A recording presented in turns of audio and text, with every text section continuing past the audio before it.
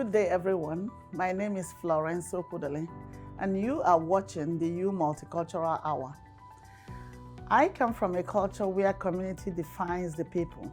Community is everything. My culture believes that a thriving community is the foundation for fulfilling life potential. We therefore place huge emphasis on making our community strong. This show is about our community, your community.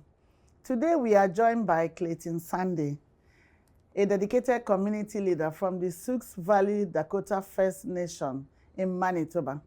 After a 33-year civil service career with the Manitoba government, Clayton retired in 2016, but continues to make a difference.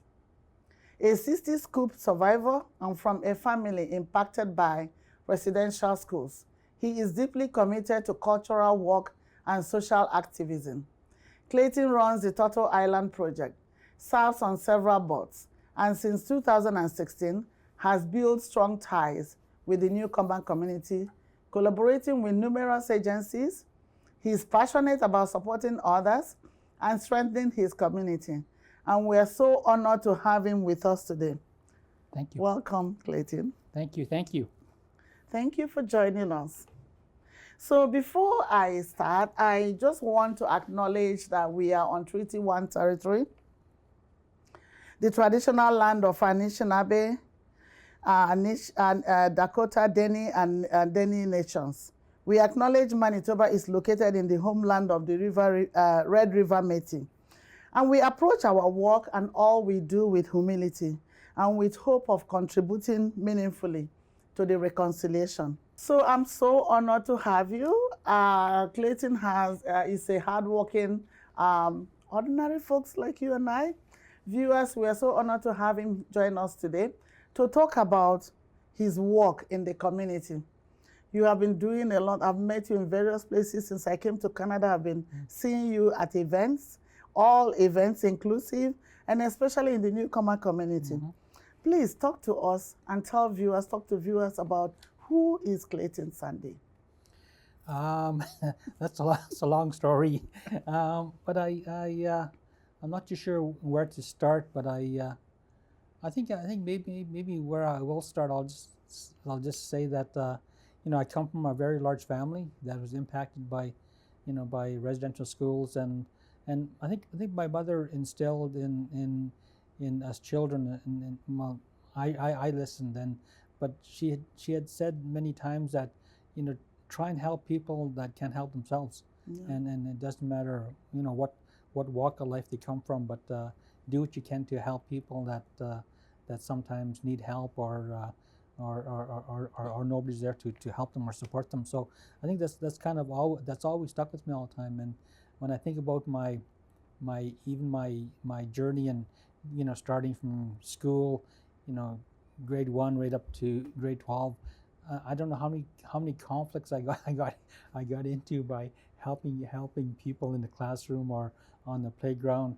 Wow. People that were either disabled or there's something wrong, and people picking on them. And I come from a large family. I have 7 older brothers, and so we always like to fight all the time. And so I got in a lot of fights when I was younger, just helping people. And I know that went on to my government life and my own life when I became a father and that. And I think it's so important just to help people that sometimes that haven't got that privilege.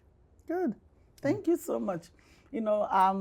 I hear you when you said you come from a large family. Many of the immigrant communities comes from very large family. And family to us involves our uncles, our cousins, and we live with our nephews and nieces and grandmothers. And how is life? I just want you to take us back to growing up. How has that helped to impact you as a grown man? Well, I think that probably because we have like probably other cultures, we have really large extended families. And so, like you said, that sometimes we'd have relatives or even strangers come and visit, and then they'd stay for like a week or 2, or sometimes 6 months time. And it just seemed like especially my mother, the house was always open to anybody that didn't have a place to sleep or something to eat. And we didn't have lots at all, but we were always open. She was always open to share whatever we had. So that's the kind of that's the kind of home we grew up with, always willing to share and to open our door all the time. Yeah. Wow, thank you so much. Viewers at home today, in our today's world, it's so difficult for us to open our doors to visitors, open our doors to people we don't know. Even the news, they will tell you be careful of strangers. But from community perspective, it's very, very important for us to learn our community, know our community, be involved in our community, and work with everybody in the community.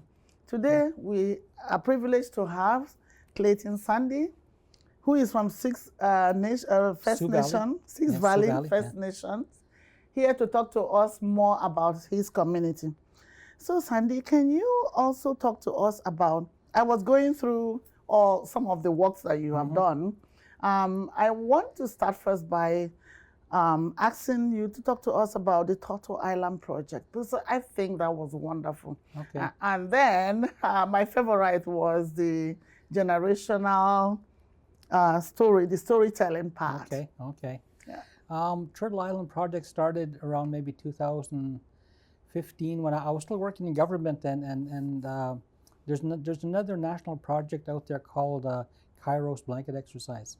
Yeah. And it was basically it was created by a couple of churches in Canada. Yeah. And they created this history lesson, and government hired them to come into a couple of government departments in 2015, and they invited me to come and observe, and I went there, and I was a little bit disappointed because it was non-native people telling my story, and yeah, so that kind of. So it's invited me to 2 sessions. So I went to the second session, and same thing. It was non-native people. So so I got the idea just to start my own, and so I retired and I gathered up 6 of my friends, and 5 of us are survivors, either residential school or 60 Scoop, and I have a newcomer and I have a non-native person who's into theater. So we spent the next 2 years developing this Turtle Island project. Wow. And it's basically it's a 3-segment program, where the first hour is our history from contact, the second part is the resurgent, and the last part is a sharing circle where people get to exchange their experience going through the training program. But it basically tells our story from the contact from when non-native people first came to Canada, and the impact of all their policies that have had on our people. And some of them those policies still exist. So we're at a point where I'm finding that there are a lot of businesses and non-native organizations that want to get involved and want to do something, but they still don't seem to understand our community, and they still seem to have a difficult time connecting with us somehow. And I'm not too sure what that magic solution is, but I always felt it's basically just relationship building. Yeah. Yeah.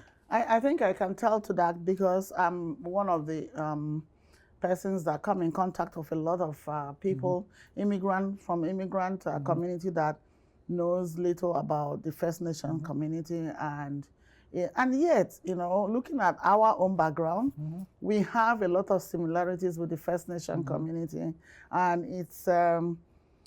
it's intriguing to know that some of the things that we hold dear. It's also, same thing with your community, with your culture. And yet, we are in a land where information is supposed to be free, right? But people don't know. So how can the immigrant communities, or what have you done, or what did you see happening to make these bridges, to create these bridges to communities, to be aware of these programs? Yeah. Well, I spent nearly 40 years with the government, and I worked in many different departments and worked with the feds. And I always say I spent most of my life trying to educate non-native people about Indigenous people and our history, and so it didn't go very far. I always say I did Indian 101 for 40 years, and I don't know if I made it to Indian 102 yet. But anyway, but when I first got connected to the newcomer community was in 2016. I went to a powwow. I'm a powwow dancer, and I went and danced at Broken Net Powwow, and Immigrant Partnership Winnipeg was there, and they set up a big tent, and they had about 60 newcomers come, and they let them dance there, and then they had their food and stuff like that. So I wanted to introduce myself, and made a connection, and I met Abdi and I met Hani, And then that's where it started from, and especially Hanny and I work together now. But one thing when Hanny started sharing his story, and his story it sounded similar to mine. Yeah. Him and his brother had to leave his country, when they were teenagers, eh? Yeah. And then never seen their parents again, and all this, staying in camps and like really terrible stuff, eh? And I thought that him being displaced, losing land, and losing family was similar to what we went through. Yeah. And so there was trauma there, but it's the same, and so that's what really draws together. Wow. Yeah, thank you so much for the work you do. I was going through Turtle Island project, and I'm wondering, why is it not being, out there for everyone to see? Like, it was such an interesting project that I was thinking, oh my goodness, I feel that every immigrant or cultural community needs to have this. Sure. Or have an experience, or get the people or their own people to go through that project. And it be a form of learning. Sure. Because there is a lot of information that was in that in the project. I learned a lot reading that. Talk to us about generational change project. Generations of Change. Like, I've done so many different projects. Generations of Change is a project that I can't remember what year that was. I think it was maybe 2000. I think 2013 or 2016. Something like 2016. that. And anyway, so I was approached by a couple of ladies from the University of Winnipeg, and they had just finished a series of Indigenous women sharing their stories, about the impacts of residential school and how it still affects them, and they wanted to do the same story with men. So I was so my name got in there. So what we had to do, we had to sacrifice, I think it was like maybe 5 Saturdays in a row, and we had to go to the University of Winnipeg. I think we had to be there at 9 o'clock on Saturday and stay there till 1 o'clock. And they provided all the programming and technical stuff. And what we had to do, we had to share our stories. And then we came up with the title, we came up with a storyline and all that. So my storyline was just Generations of Change, how it affected my father, myself, my son, and my grandson. Yeah. And just seeing that over the last 100 years, and and there were a lot of changes because I just lost my father like in May, and he was like 102 years old. Wow. And he was a World War II veteran. So he's a World War II veteran. He was wounded twice, but when he went to war, when he signed up for war in 1941, one of the policies was that any Indian in Canada who signs up for war automatically becomes a non-Indian. So it really baffled me because so Dad goes off to war. He's wounded twice. He comes back, and he's not considered an Indian anymore. Wow. And so the 10 kids that came after Dad got back, so none of us had status. So we weren't considered. We didn't have a connection to our reserve. So we grew up around army bases, and it wasn't until 1982 that a woman who lost it for marrying a non-native man, that was another policy. So she challenged it and took it to court, went to the Supreme Court, and then they brought in Bill C-31. So anybody who lost it through enfranchisement or married, married a non-native guy, we were able to get it back. So I got mine back in 1982. So my connection now is Sioux Valley now, and it's sort of like I have a home now. And so I shared that about my dad, and I shared my own journey, and I shared my son's journey who lives and works in the States, and then my grandson.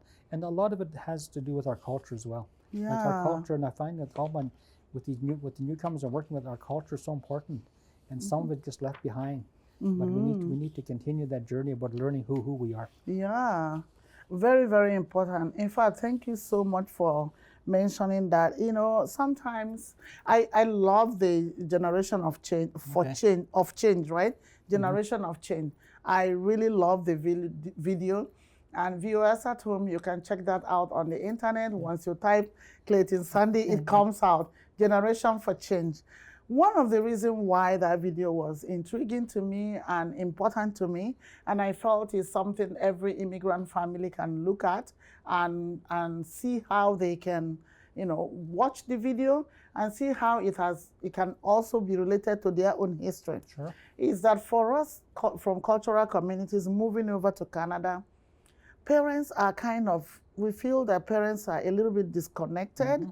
And I like the part where you talked about what you did not get from your parents, you try to give to your son. And now your son can go anywhere with his head held high, very proud of himself and who he is. And that part struck me because for us from cultural communities that are here, we are often inundated with problems, just like your father had. I mean, being a veteran, going to war twice, being wounded twice, and coming back and losing his nationality, I would say. Sure. Because when you lose your treaty, you have lost your nationality. And you become like a visitor in your own land.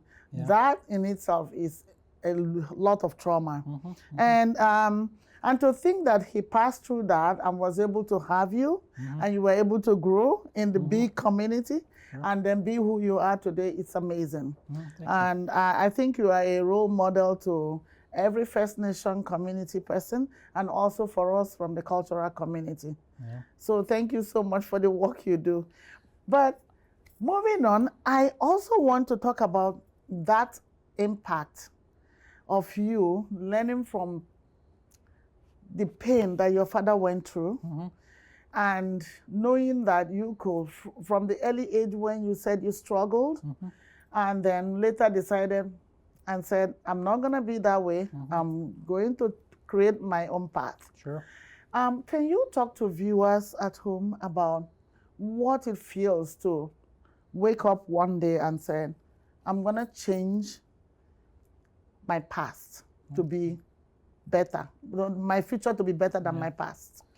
Well, I think I think I came to that decision or conclusion when I was about maybe about 5 or 6 years old, because I grew up in a home like both my parents are residential school survivors, and 6 of my siblings are survivors as well, and I didn't know the impact that had on our entire family until I became an adult and I could understand. But I grew up in a home with with a lot of violence, a lot of alcoholism, a lot of abuse of all different kinds, and so I don't know how many times I saw violence in the home and towards my mother and my siblings, and at that young age I just decided that if I ever become a father, I'm going to be the best father possible. And at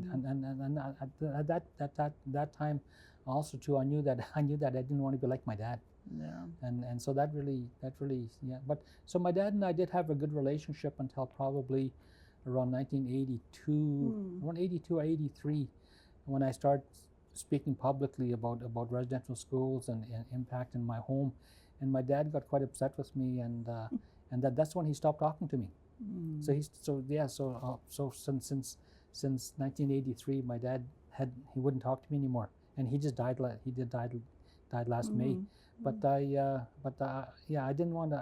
So when my son was born in 1983, and I made a decision at that time that I would never drink again, and I'd never allow alcohol in my house, and that was like 42 years ago. And so the difference I've seen it, with my 2 boys, and now with my grandkids, and with my sons and their partners. My only complaint about my sons and my daughter-in-laws is that they're workaholics, but I'm sure they got some of that from me. They got some of that from from their dad, grandpa. But when I look around my own community, especially in Winnipeg, and I probably have like maybe 30,000 friends that have followed the same path that I have.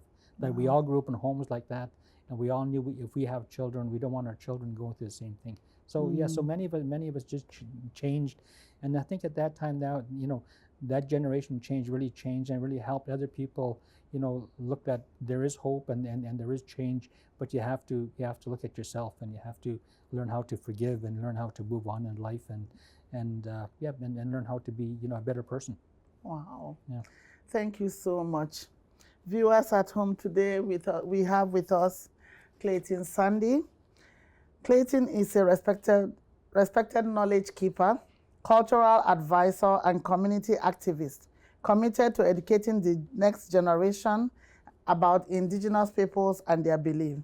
Clayton worked for the government of Manitoba for over 33 years and maintains his dedication to his community in his retirement. Clayton has held many volunteer positions, including adult ambassador for the Fukurama First Nations Pavilion, knowledge keeper, and cultural advisor for the McDonald Youth Services, and has served on several community boards of directors. Your resume is amazing. And the work you do, I was going through them on the each one has a different aspect of it. It's like there's always a piece of Clayton in everything. And that is amazing because that is what culture and community is all about. Sure. The program here is about Community Hour, where we talk about our community and how we can make it a better place for us. And I love the work you do for an inclusive community and your teachings and knowledge keeping. And this is something that most immigrant, all of us or some of us from the immigrant communities are fast losing. We are losing our the knowledge. We are not being able to pass it on to our children like you are doing. And what advice do you have for cultural communities or immigrant communities that are coming and living in Canada?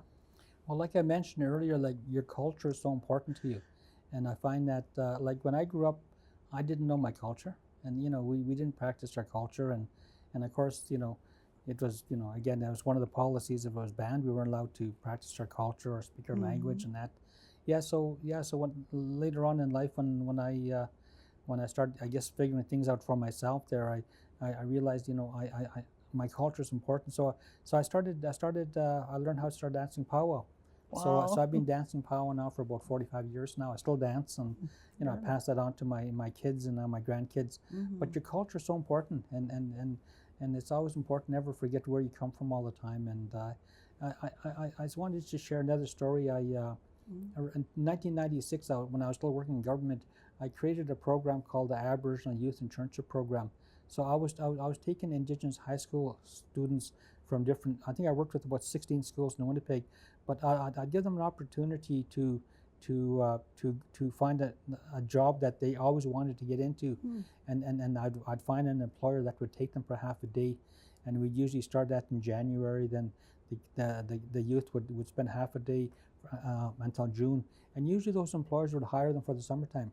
So that was 1996. So then 2000, I lent the same model to the black community, and they started the Black Youth Internship Program. Wow. So I had a colleague that I was working with. He was from Ethiopia, and he was interested in the program I was running. So we started the Black Youth Internship Program, and at that time I think we were working strictly with Gordon Bell School and Daniel Mack, and but I found that all the black youth that came into the program, they all came from single parent homes. Single parents. And so I realized that at that time that the mothers were coming to Canada and with no husbands. And I guess the husbands either died in wars or something like that, or whatever. And so they were here, you know, sometimes with 4 or 5 kids that, you know, as a single parent. So I found that most of all the young girls and guys that came to the program, that went into the program, they came from single parent homes. Wow. And then eventually when they became teenagers, they kind of went the same route as some of our Indigenous youth. They started getting into trouble. They started getting into gangs and started doing things like that. And then for a time there, I worked in Stony Mountain Penitentiary as well for 2 years. But I ran into some of the young guys from the Black Internship Program in Stony Mountain as well. That basically they're on I think they went, you know, the youth center, then provincial jail, then federal jail. So I found that, you know, but again, same thing, you know, when you come from a single parent home and you live in poverty and, you know, you still want things that other kids have, you go out and you find people that want the same thing, and then the bad things happen after that. So I found that was similar to my community that I really observed, and I found that it was kind of interesting because I found that most of all the girls that went into our program, they all succeeded. It was the guys that had a The difficult time guys, yeah. moving forward, and some Mhm. did and some didn't. But yeah, from that program in my community, from that program, I remember we had 3 students, 2 from Gordon Bell and 1 from Children of the Earth School. And I remember they started as bank teller programming trainer, Okay. either at Royal Bank or CIBC Bank. And 3 of those students are medical doctors today. Wow. Yeah. I came across that on the internet, and Yeah. one of the pictures was a girl trying her hands on maybe the heart, Yeah, trying yeah, to yeah, perform yeah, surgery. And I'm yeah. like, that's interesting. Yeah. And you also did the skate program? Yeah, yeah. Well, I also too. So I chair the Human Resources Board for the St. Barbara's Hospital as well, eh? St. Boniface? Yeah. So I chair the HR board there, but I initiated that internship program with that youth just this year. Wow. Yeah. And then yeah. So we're going to be doing more recruitment. But Handy and I, we were starting to develop programs where I wanted to get Indigenous youth and newcomer youth to start getting together into the same programs. Wow. So they can start building that relationship. Because I Yes. find that, and I keep on telling, like I'm working with about 11 agencies now, newcomer agencies, and I keep on telling them that, you know, the racism that they face is the racism I've always faced, you know, all through my life. Eh? Nothing new, right? So we should start working together and start making stronger alliances, because sometimes the larger community they're not going to accept us anyways. So let's start Yeah. doing our own thing and start building capacity. I wanted to read one part that I see, that I picked out. I see a time of 7 generations when all the colors of humankind will gather under the sacred tree of life, and the whole earth will become one circle again. This is a quote from Crazy Horse. You know, when I read this, I have to do a little bit of research of who Sure. Crazy Horse is. And halfway, I'm like, why am I not seeing a lot about this in my community? Why are we not saying anything? Why, I began to see the injustice right away about how we have allowed, or rather, I would say, colonization have kind of stifled a lot of history. And even reading about Crazy Horse from a different perspective, I feel that there's a lot that immigrant communities need to know. And one of the work that you do talks about walking in the shores of Indigenous people on a journey that began 150 years ago.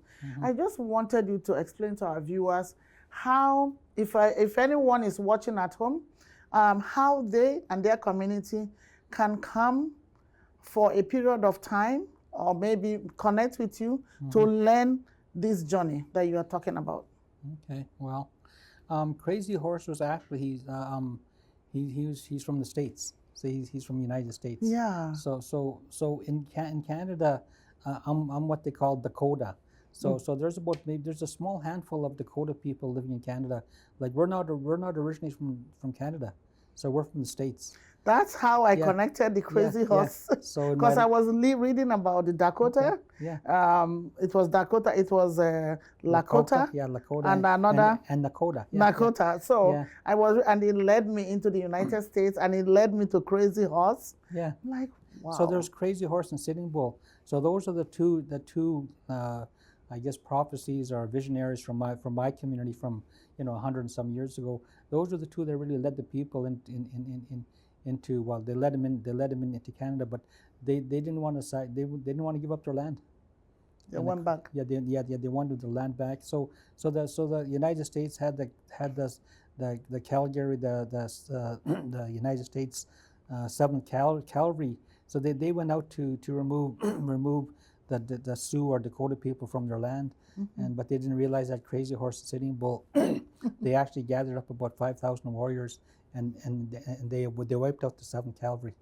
Wow. Like they wiped out the United States Cavalry totally. And wow. then so they went back. They went back. They regrouped, and I guess their next mission was to kill all the Sioux people in North and South Dakota and Montana. Yeah. So Sitting Bull brought his people into Canada. So they settled in Lower Saskatchewan, and when the cavalry came up to the border, the RCMP wouldn't allow them to take them back. So that's how we settled here. So Wow. so we're kind of. I remember Prime Minister Harper, I don't know, 8 years ago, whatever. He tried to label Dakota or Sioux people as immigrants in this country, What? and yeah. So that's because we're not from here. So No. so we our treaties are in the United States. So our treaties are with the Black Hills in South Dakota right now. Wow. So the United States, they offered the Dakota people, I think they offered us like maybe 2.3 billion, maybe 4 years ago, but we turned it down. So we want some of that land back, eh? So Yeah. we're working on that still, eh? Wow. Yeah. So people don't realize that part of our history until they start reading history from the States. You know, I come from, as an African living in Manitoba, my culture lay emphasis on land. Sure. Yeah. I'm from the Igbo culture, and we lay so much emphasis on land that your father's land is your inheritance, and there's nothing that can take you out. Like, you can travel the earth, but you have to come back to the land. Sure. And so land is so important to us. And in our culture as well, when we gather, just like you smudge, in our culture, when we gather, before we start anything, they bring kola nut. We have what they call kola nut. It's a tree. Okay. It's like a small nut, a bigger nut like this. Okay. And we break it, and the oldest in the family breaks the kola nut and pray to God, and then goes outside and throws some on the land and said, oh, your children, for our ancestors. So indigenous practices, sometimes I wonder, I'm like, we are so much connected we are. in so many ways. Sure we are. And I feel that immigrant communities need to learn more, because it helps us to do our work in the first place, do our work diligently, and come to our work with understanding. Sure. Talking about workforce, the Manitoba workforce have changed drastically. A lot of the people in the service industry are immigrants. So it's so highly important, viewers at home, for you to listen today, or if you want more knowledge, connect with Sandy, Clayton Sandy, to educate your company. He can come in and talk to you. You can connect with him to learn more about indigenous practices, indigenous culture, and what he's doing to connect immigrant communities to learning indigenous cultures.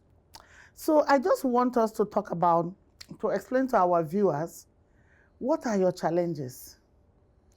My challenge, challenges in trying to do the work you are doing.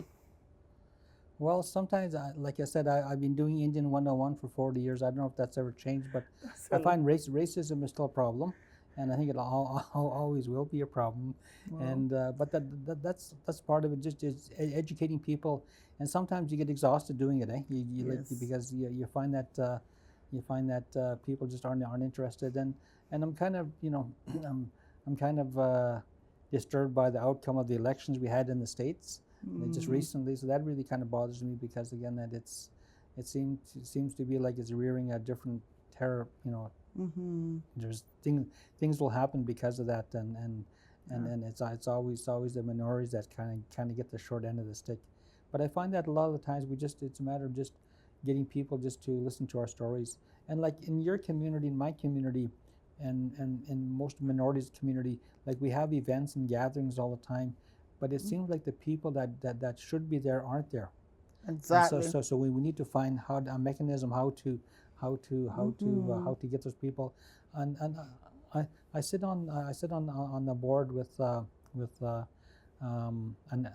another board. It's a humanitarian board, and we're thinking of doing a gathering here on humanitarian.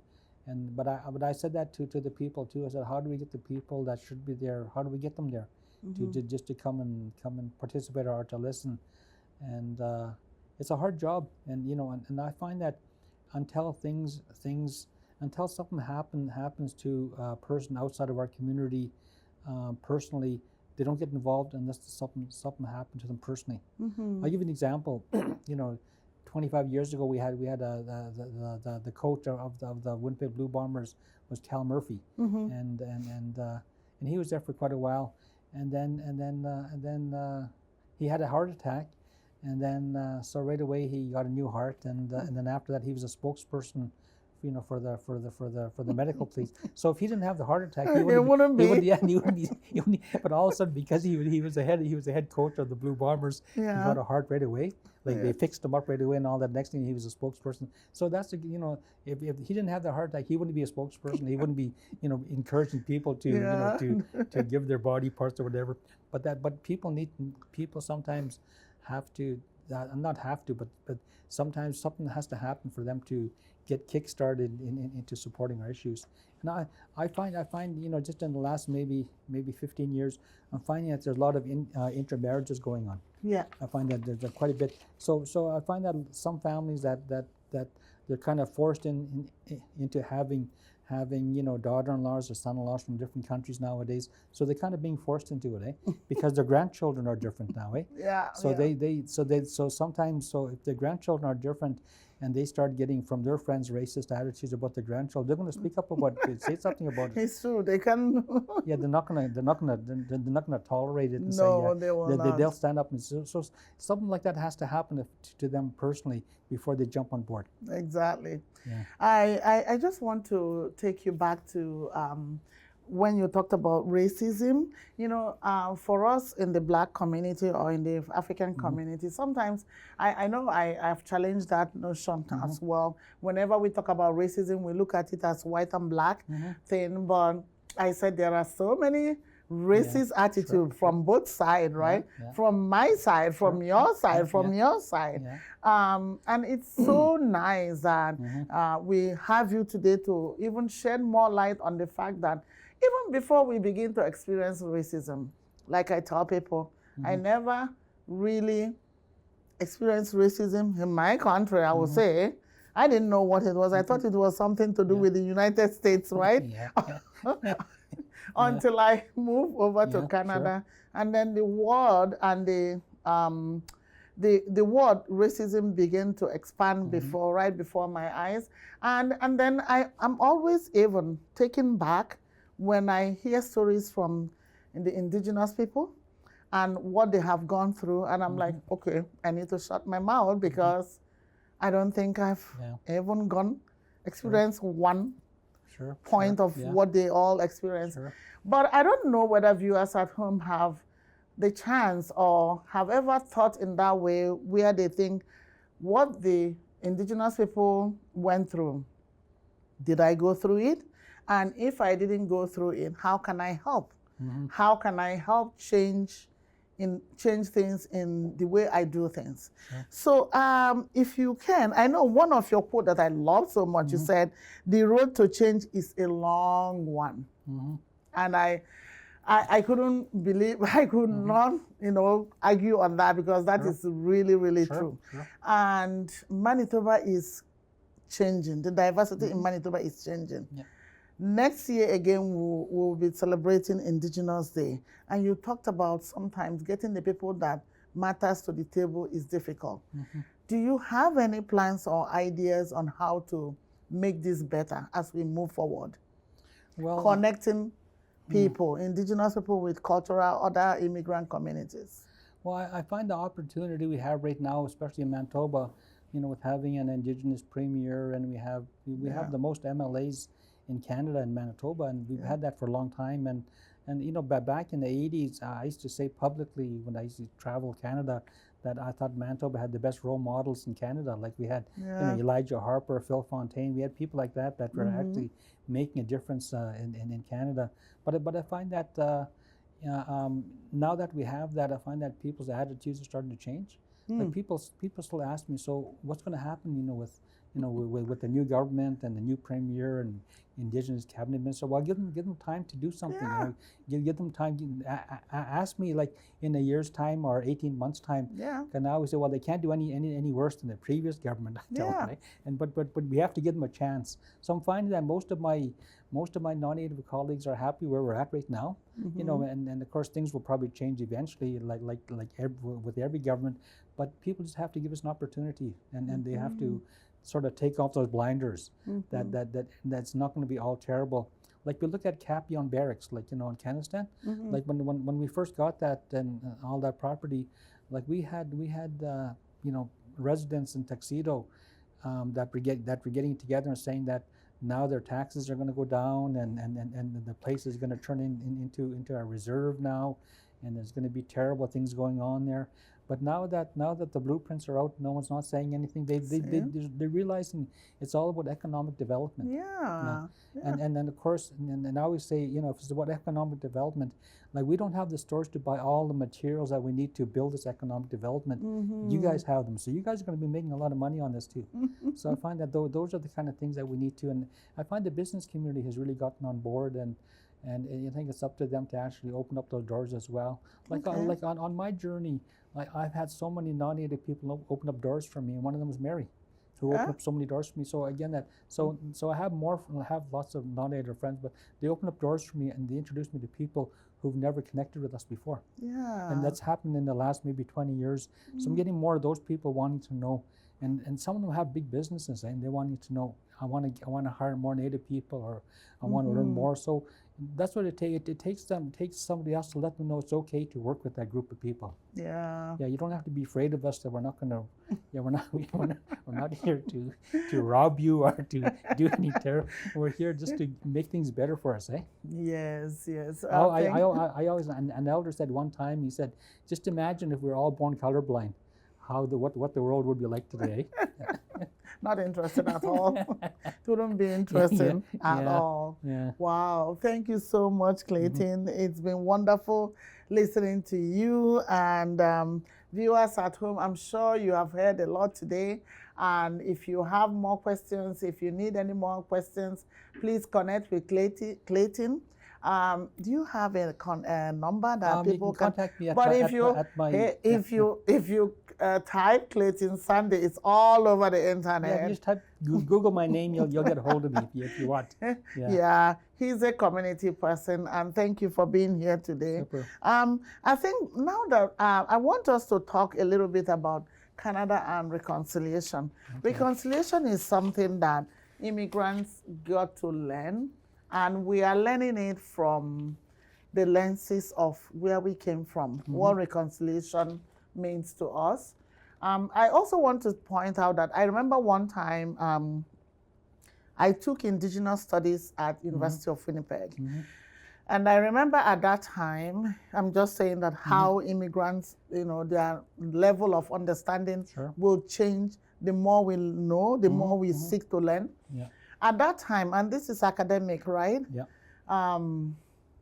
We were talking about the effect of residential schools to the Indigenous people. And I felt, we also had residential school.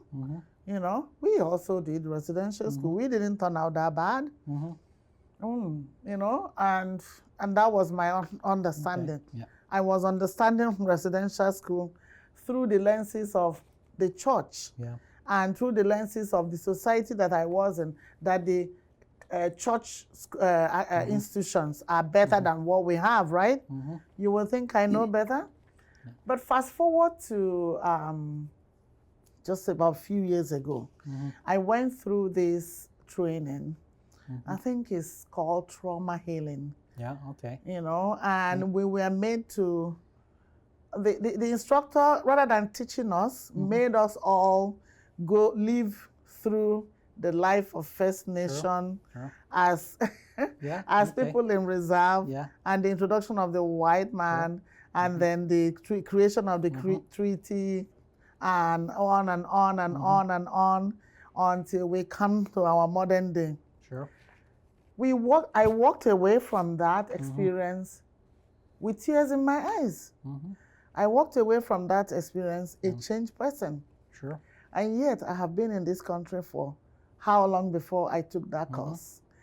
So viewers, it is very, very important that we learn about the history of First Nation. It helps us in our job. It helps us in what we do. It helps us to look at things from a different lens, not from the lens of what we know. And now we come to reconciliation.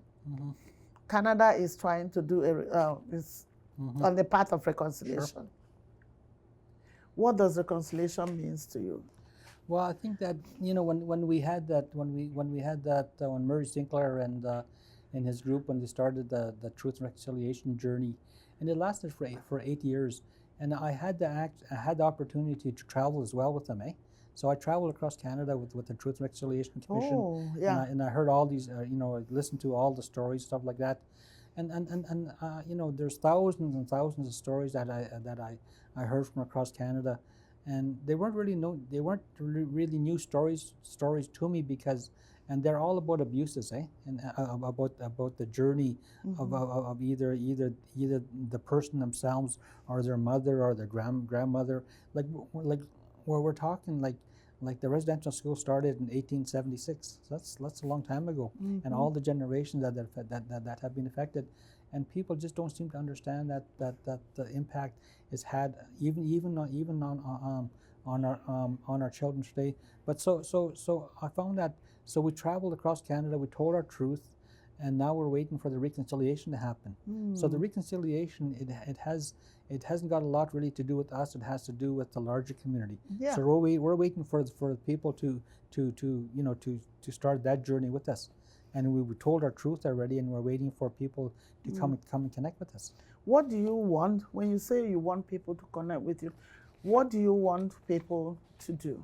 Or what do you want cultures to do that are here? Well, I wouldn't mind to see more stuff in the curriculum. I'd like to see more stuff in the federal curriculum, and more stuff like just basically on national TV, on the impacts and the how-tos.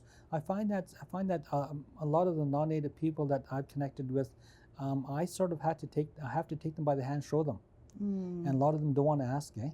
So, but we still have to offer that, but people have to ask themselves, like, how is this going to impact me if I do learn, and will it impact me, if I want to open my mind to it, and if I don't, will it change me? And like in Manitoba, like we're the largest reserve in Canada. Like we're going to get larger and larger, and same with the immigrant community. So people are going to be impacted with us regardless. So yeah, I think it'd be better just to jump on now, but they have to open up their minds a bit. I had a friend of mine. She was a very wealthy lady, and one time she told me, she said that I live in the south end of Winnipeg, and sometimes she said, if I don't want to see Native people, I'll just go around the perimeter. She says, eh? And she says, so I don't have to see Main Street or nothing if I don't want to. She said, because she's so privileged, eh? Yeah. And then she wound up, her and I hung around together for a while. Then she turned right around, eh? Yeah. I started sharing my stories with her, Wow. and then she lived in Wobb's constituency. She was one of Wobb's biggest supporters in the end, eh? Wow. She passed away already, but she was a real big contributor. And then she actually I don't know how much money she gave to the University of Manitoba strictly for Indigenous young girls' tuition. Aww. Yeah, but it took time for her and I to connect. Learn. Like I said, yeah. I came in 2000, and I was at University of Winnipeg 2006, 2007, 2006 to 2010, and I thought I learned all about Indigenous people until I walked the walk. You know? Sure. And after I walked the walk, I became angry, and I became, I don't know. I was humbled. I was humbled by every person from the Indigenous community that I see on the street.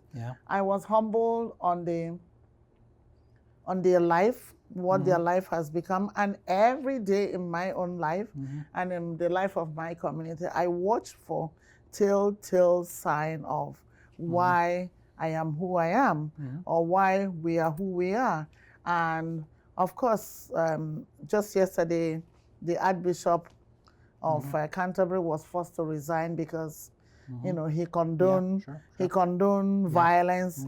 And then I was reading the particular life of that bishop that he kept hidden. After the whole thing broke out, he was sent to Africa.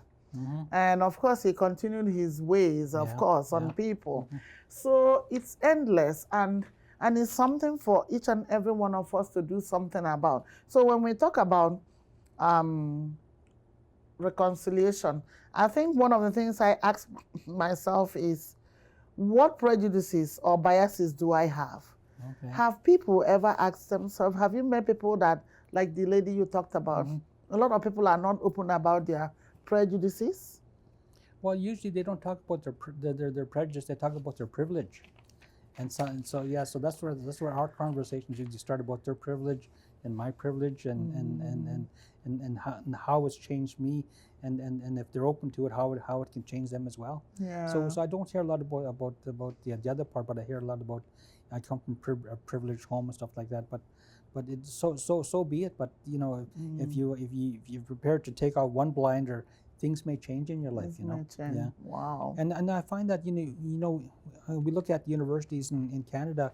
How many people would ever think that University of Winnipeg, it's mandatory now to take an Indigenous course? Good. Yeah, so that's good, because that's the beginning of it. So that people, I yeah. also think from the immigrant perspective that Manitoba started, or I remember when I came, I don't know whether it's still in existence, but when we first arrived in this country, we have what they call welcome package.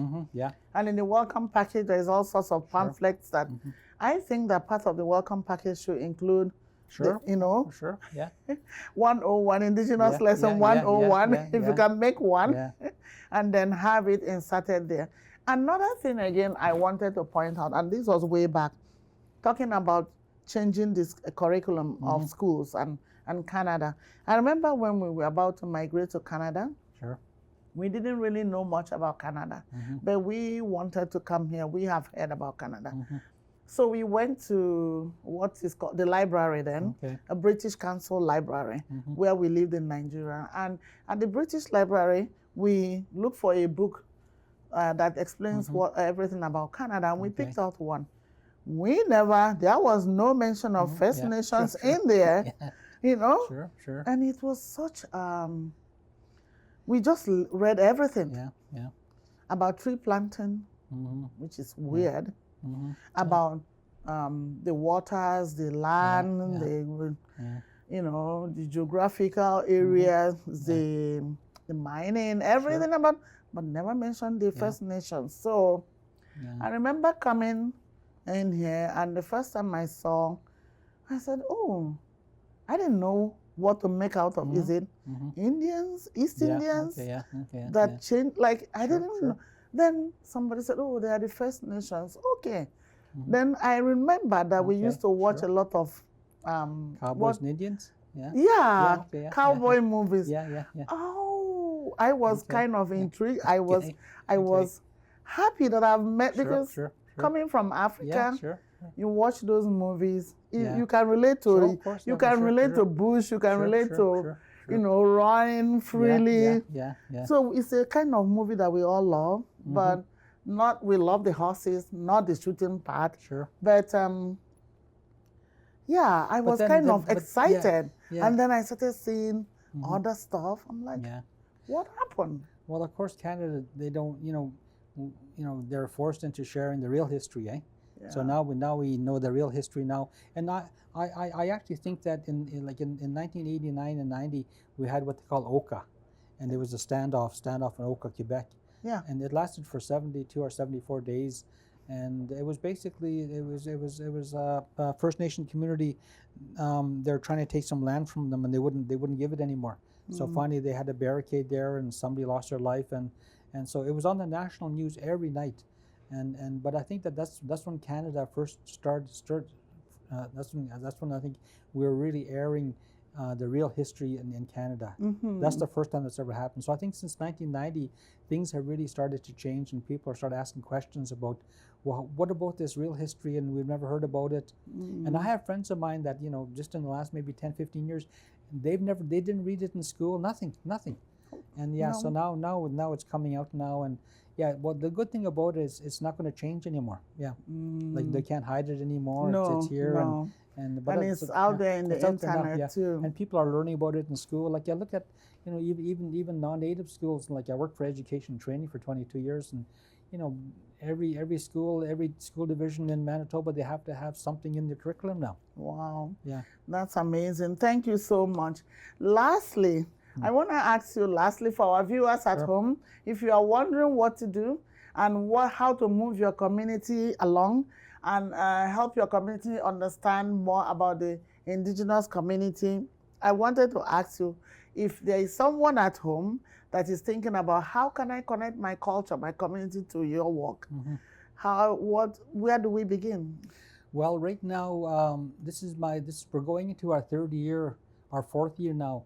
So I'm working with 11 agencies, newcomer agencies, that we've been taking them to the big powwow we have in May here. Oh. So there's been a powwow going on in Winnipeg now. I think it's maybe 21 years now. But 3 years ago, I offered 3 agencies if they wanted to take newcomers to the powwow. So they agreed to it. So 3 years ago, I think we had like 120 people come.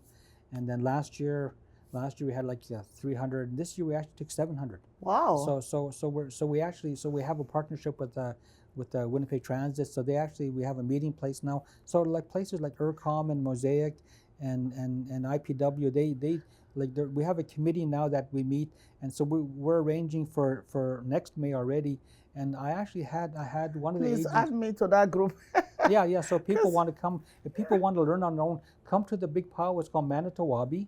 It's in May. It's in May every year. But they get about maybe 5,000, 7,000 people come from all over North America, come and dance, and they have crafts in there. But it's a really good learning experience for the newcomers that we took there. So I think last year we took 350 on Saturday and 350 on Sunday. But one of the newcomer agencies on Notre Dame, they have a sewing factory, eh? Yeah. So what I did, so I had my niece go there, and she helped 30 newcomer women make ribbon skirts, eh? Oh, okay. So the newcomer women, they wore their ribbon skirts to the powwow, eh? Yeah. So next May we're actually going to get.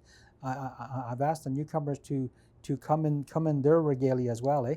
Okay. And come and dance for us. Oh, and wow. just sort of build relationships, because we're interested in your culture as well, eh? Yeah, that is wonderful. I've always been interested in the spirituality part of it. Okay. Yeah, because there's sometimes like you say that there's so many similarities there, right? Yes. So like last year we do land-based training just east of here.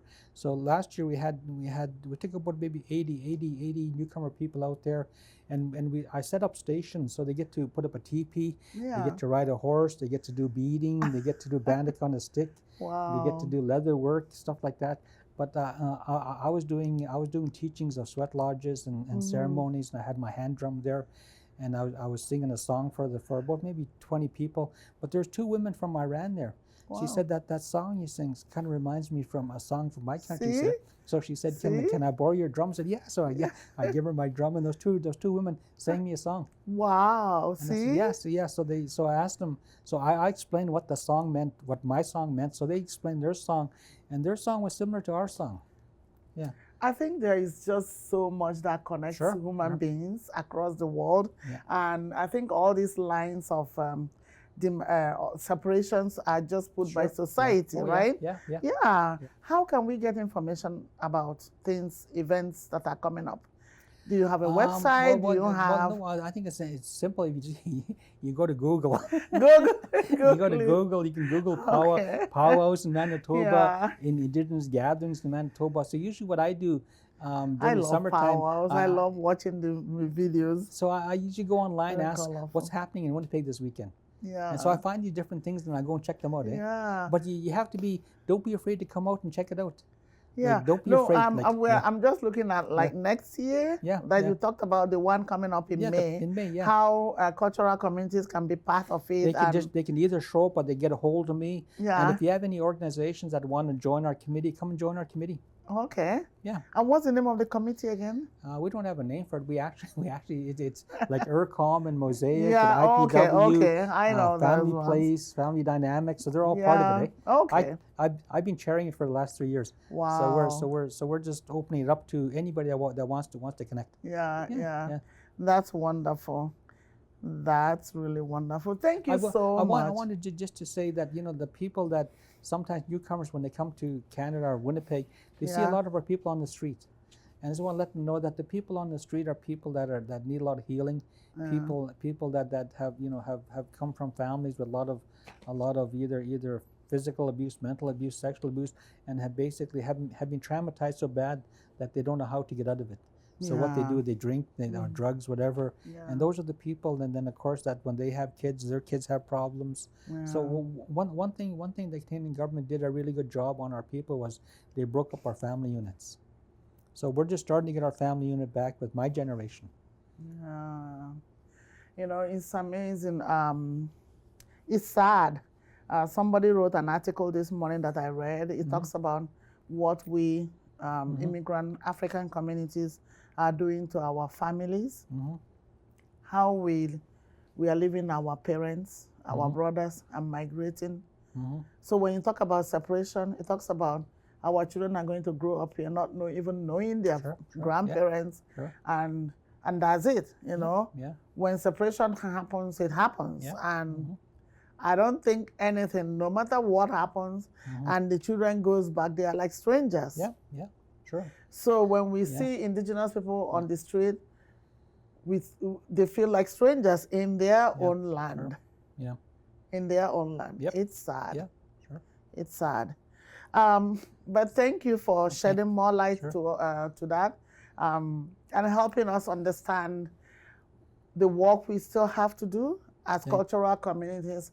I know a lot of immigrant communities come to this country very happy to be here, happy to what the land has to offer, and the numerous opportunities that are before us and that we can assess. But again, let us also look around and see the people that owns the land, what is being done to them, how we can play a part in the reconciliation. What can we do to contribute to the reconciliation effort in our jobs, in our neighbors, in our community? So viewers at home, today we have the honor of having Clayton Sandy talk to us about the work he's doing in the community. He's from the Sioux Nation, First Nation community, and he has been doing tremendous work to bring to light the plight of Indigenous community and the First Nations. And it's all our duty as community members to also be part of this good work. We can play a role. What role can we play? How do we get involved? How do we engage ourselves? What do we tell our kids?